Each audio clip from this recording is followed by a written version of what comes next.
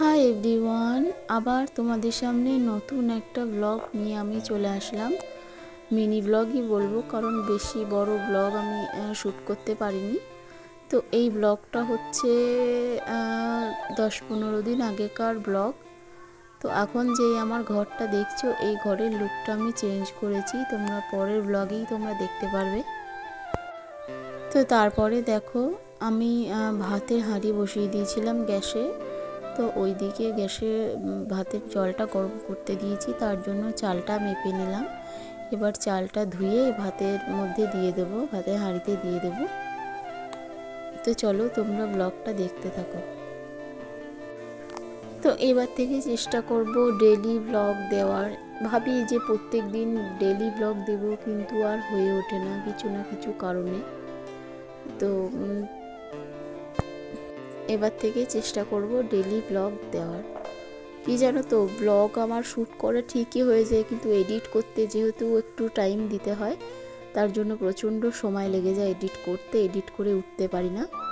তো আজকে কি রান্না করব সেইটাই ভাবছিলাম। তো ভাবলাম যে আমার ছেলে তো সয়াবিন খেতে প্রচণ্ড বেশি ভালোবাসে, তাই ভাবলাম আজকে সয়াবিনে রান্না করি। আজকে রান্না করব ঝিঙে আলু দিয়ে সয়াবিন। তো তার জন্য সয়াবিনগুলোকে হালকা গরম জলে ভিজিয়ে রেখেছিলাম, তাহলে ভালোভাবে নরম হয়ে যায়। এরপর আমি সবজিগুলোকে একে একে সব কেটে নেব।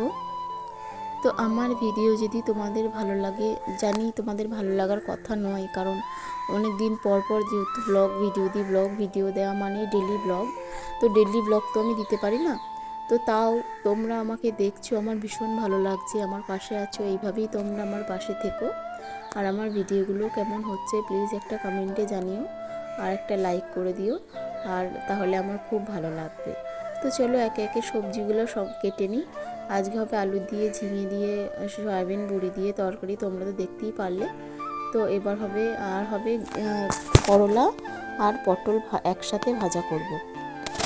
আসলে সব ভুলে যাচ্ছি, অনেক দিন আগেকার ব্লগ তো, তাই ঠিকভাবে মনে পড়ছে না, তার জন্য একটু কথা আটকে যাচ্ছে, কী করেছিলাম ভুলে গেছি।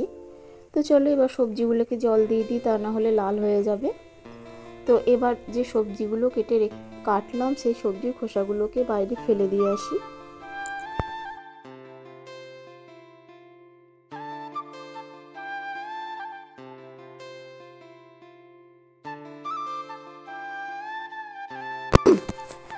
যেদিন এই ব্লগটা আমি শ্যুট করেছিলাম, সেদিন এতটা পরিমাণে বৃষ্টি হচ্ছিল, কি আর বলবো। তো দেখো, তোমাদের সাথেও একটু শেয়ার করলাম কীরকম পরিমাণে বৃষ্টিটা হচ্ছিল। তো বৃষ্টি হবে সেটাই স্বাভাবিক, বর্ষাকাল, বৃষ্টি হবে। তো গাছপালাগুলো দেখতেও খুব সুন্দর লাগে বৃষ্টি পড়লে। এই দেখো কত সুন্দর লাগছে, তাই না? ওরাও বেশ প্রাণ ফিরে পায়। তো এবার আমি চলে আসলাম গ্যাসে, ভাত বসিয়েছিলাম দেখতে যে ভাতটা হয়েছে কিনা বা কত দূর হলো। তো দেখলাম যে না, একটু হবে, বেশি এখনো হয়নি। তো এরপর যাব ঘরে, মেয়ের জন্য জলখাবারে বানিয়েছিলাম খিচুড়ি, সেই খিচুড়িটা মানে বেড়ে গেছে, তো বাটিতে রেখে দেবো তুলে। আর এই জায়গাটা যেটার মধ্যে বানিয়েছিলাম সেটা বাইরে বার করে দেবো দুধ ধোয়ার জন্য। চলো আমার বাটিতে নেওয়া হয়ে গেছে, এবার এটাকে একটা থালা ঢাকা দিয়ে রেখে দেব। তো এরপর সমস্ত বাসনগুলোকে নিয়ে বাইরে বার করে দেব, যেখানে বৃষ্টিতে জল হচ্ছে ওই জলের মধ্যে নামিয়ে রেখে দেব, তাহলে মাজতে অনেক সুবিধা হবে। তো এগুলো নামানোর পর একবারে রান্না বসিয়ে দিয়েছি, দেখো। তো রান্না বসিয়ে দেওয়ার পর প্রথমে সয়াবিনগুলোকে তেলে ভেজে নিলাম। তো পুরো তেলটা সয়াবিনে টেনে নিয়েছে, দেখতেই পাচ্ছ। তো চলো এরপর সয়াবিনগুলোকে ভেজে তুলে রাখার পর পটলগুলোকে ভেজে নেব।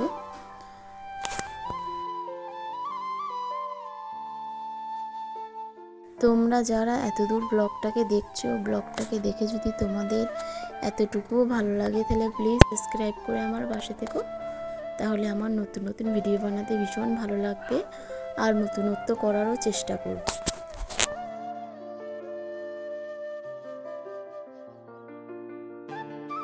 পটলগুলোকে ভেজে তুলে রাখা আমার হয়ে গেছে। এবার কড়াইয়ে তেল দিয়ে ওর মধ্যে 5 ফোড়ন দেব। তো 5 ফোড়ন দিয়ে সবজিগুলো ওর মধ্যে দিয়ে দেব, দিয়ে কিছুক্ষণ ভাজতে থাকবো। তোমরা একটা জিনিস দেখবে, যে কড়াইয়ের মধ্যে সবজি মানে ঝিঙে বলো বা অন্য কিছুই বলো, ঝিঙেটাই বেশিরভাগ হয় আমি দেখেছি, দেওয়ার পর প্রচণ্ড জল ছেড়ে দেয় কড়াইয়ের মধ্যে। তো তার জন্য প্রথমে আমি ফোড়নে টমেটো আর পেঁয়াজটাকে দিয়ে দিলাম। এরপর সবজিগুলোকে দিয়ে ভালোভাবে ভাজতে থাকবো। ভালোভাবে ভেজে নিলে যে কাঁচা গন্ধটা আছে সেটা চলে যাবে। সবজিগুলো ভাজার পর ওর মধ্যে নুন আর হলুদ দিয়ে ভালোভাবে কষিয়ে নেব। এরপর যে মশলাটা আমি করে রেখেছিলাম, আদা, রসুন, জিরে বাটা, লঙ্কা বাটা একসাথে দিয়ে ভালোভাবে মশলাটা কষাতে থাকবো যতক্ষণ না মশলার কাঁচা গন্ধটা চলে গেছে। তো এরপর ভালোভাবে ভেজে ভেজে কষানোর পর এর মধ্যে সয়াবিনগুলো দিয়ে আরও কিছুটাক্ষণ কষিয়ে জল ঢেলে দেব। এটা বেশি জল দেব না, যেহেতু গ্রেভি টাইপের হবে, তো ঝোল করব না, ঝোল করলে ভালো লাগবে না, গ্রেভি গ্রেভি করব। তার জন্য অল্প জল দিলেই এটা সিদ্ধ হয়ে যাবে। অলমোস্ট সেদ্ধ হয়ে গিয়েছে, তার জন্য অল্প জল দিয়ে ঢাকা দিয়ে দেব।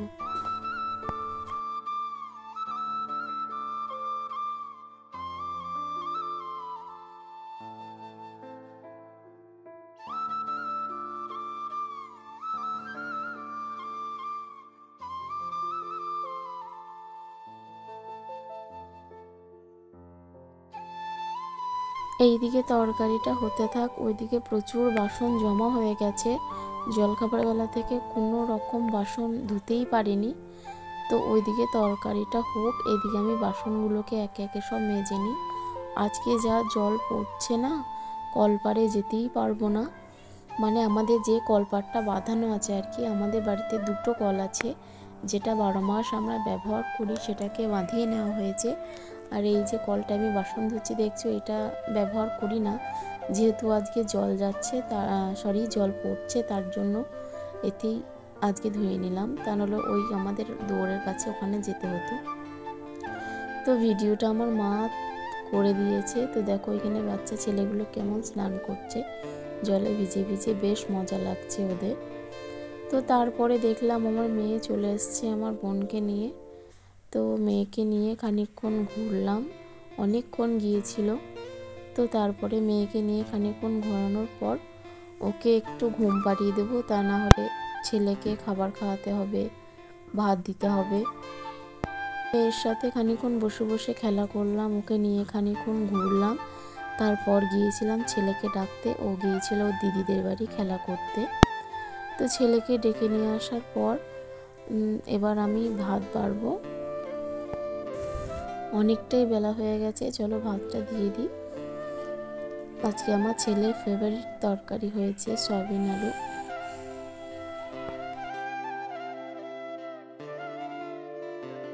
এতটা সাজিয়ে গুছিয়ে আমি কোনোদিনও ওকে দিই না। ভাবলাম যে আজকে যখন ব্লগটা আমি শ্যুট করছি, তাহলে ভালোভাবেই সাজিয়ে দিই, তাহলে দেখতেও অনেক ভালো লাগবে আর আমার ছেলেরও বেশ পছন্দ হবে। তার জন্য এত সুন্দর সাজিয়ে ওকে আমি খেতে দিলাম আজকে।